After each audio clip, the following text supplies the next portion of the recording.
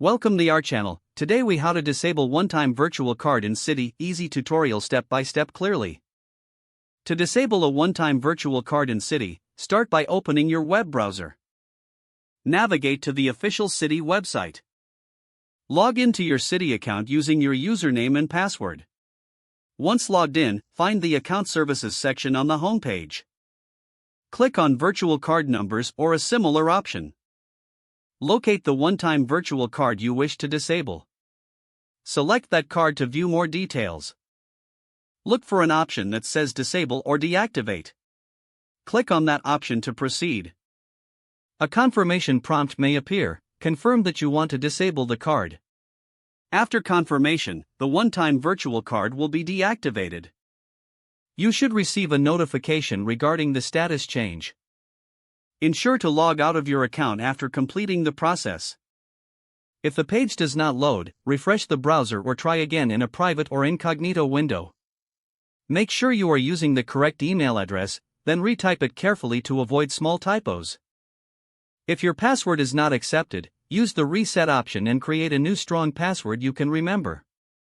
Check your spam folder for verification or security emails, then complete any requested confirmation steps. Enable two-factor authentication if available to improve account security and reduce unauthorized access risk. After signing in, review your profile details so your contact information and settings are accurate and current. If you see an error message, note it down and try again after restarting your device and internet connection. Log out when you finish, especially on shared devices, to keep your account and payment information secure. If the page does not load, refresh the browser or try again in a private or incognito window.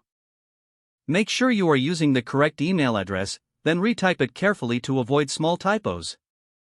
If your password is not accepted, use the reset option and create a new strong password you can remember. Check your spam folder for verification or security emails, then complete any requested confirmation steps. Enable two-factor authentication if available to improve account security and reduce unauthorized access risk.